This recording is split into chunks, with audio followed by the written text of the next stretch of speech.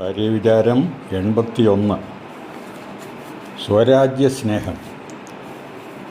കാലാപ്പാനി എന്ന മലയാളം സിനിമ ഞാനിപ്പോൾ 7-മോ 8-മോ ആണ് കാണുന്നത്.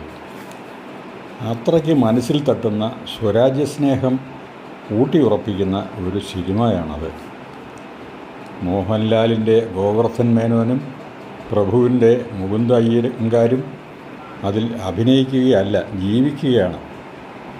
സെല്ലുലാർ ജയിലിനുള്ളിലെ പീഡനങ്ങൾ ഹൃദയവേദന ഉണ്ടാക്കുന്നു. അമരേഷ് പുരിയെ നേരിൽ കണ്ടാൽ അപ്പോൾ തന്നെ കൊല്ലണമെന്ന് തോന്നിപ്പോകുന്നു. ഇത്തരം സിനിമകളാണ് നിർമ്മിക്കപ്പെടേണ്ടത്. എത്രയോ മഹാത്യാഗികൾ വിയർപ്പൊഴുകി അധ്വാനിച്ച് പീഡനമനുഭവിച്ച് നമുക്ക് വേണ്ടി സമ്പാദിച്ച ഭാരത സ്വാതന്ത്ര്യം നാം വേണ്ടവണ്ണം വിനിയോഗിക്കുന്നുണ്ടോ എന്നതാണ് നമ്മുടെ തന്നെ മുമ്പിലുള്ള ഇപ്പോഴത്തെ ചോദ്യം. സ്വാതന്ത്ര്യം ലഭിച്ചിട്ട് 76 വർഷങ്ങൾ പിന്നിട്ടിരിക്കുന്നു. ഭരണകർത്താക്കൾ മാറി മാറി രാജ്യം ഭരിച്ചു. അക്കൂട്ടത്തിൽ ലോകം അറിയുന്ന നേതാക്കളുമുണ്ട്.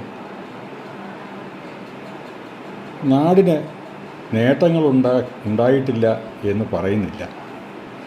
ഇന്ത്യ ഇന്ന് ലോകത്തിൽ തന്നെ ഒരു വൻ സാമ്പത്തിക ശക്തിയാണ്, സൈനിക ശക്തിയുമാണ്.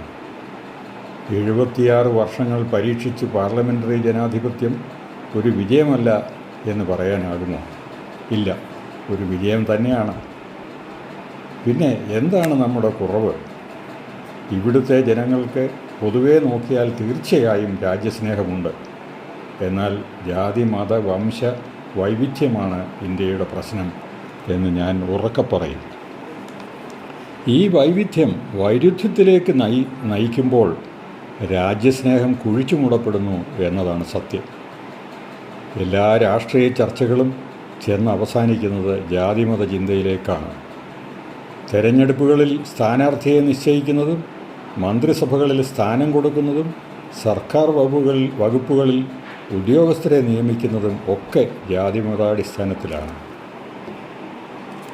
മേൽപ്പറഞ്ഞതാണ് പ്രധാന പ്രശ്നമെങ്കിൽ രണ്ടാമത്തെ പ്രശ്നം ഈ രാജ്യത്തെ കാലഹരണപ്പെട്ട ചില രാഷ്ട്രീയ പ്രസ്ഥാനങ്ങളാണ്. നവോത്ഥാനത്തിൻ്റെയും വ്യാജ വികസനത്തിൻ്റെയും പേരിൽ ഈ പ്രസ്ഥാനങ്ങൾ നാടിനെ കൊള്ളയടിക്കുന്നു, ജനങ്ങളെ വഞ്ചിക്കുന്നു. അഴിമതിയിൽ മുങ്ങിക്കുളിക്കുന്ന സ്വജനങ്ങളെ ഉന്നത സ്ഥാനങ്ങളിലെത്തിച്ച് ഭരണത്തിൻ്റെ ബലത്തോടെ ധൂർത്തടിക്കുകയും കൊള്ളയടിക്കുകയും ചെയ്യുന്നു. നാട്ടിലെ കാര്യങ്ങൾ നോക്കുന്നതിന് പകരം സുദീർഘമായ വിനോദയാത്രകളും വിദേശ പര്യടനങ്ങളും നടത്തുന്നു. ഇതിനൊക്കെ പൊതുഖജനാവിലെ പണമാണ് ഉപയോഗിക്കുന്നത് എന്ന് മനസ്സിലാക്കണം. പൊതുജനം കഴുതയാണ് എന്ന് പറയുന്നത് എത്ര ശരിയാണ്. ഈ നാശവർത്തികളെ തന്നെ ജനം വീണ്ടും വീണ്ടും വോട്ടിട്ട് ജയിപ്പിക്കുന്നു. നമ്മുടെ ഈ അരക്ഷിതാവസ്ഥയും നിലവിളിയും ബധിരഗാഥകളിലാണ് ചെന്ന് പതിക്കുന്നത്.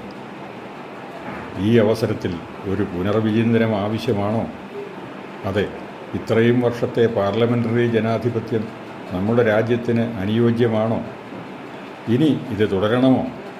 ശരിയായ രാജ്യസ്നേഹികൾ ഇങ്ങനെ ചിന്തിച്ചാൽ അത് തെറ്റാണെന്ന് പറയാനാവില്ല.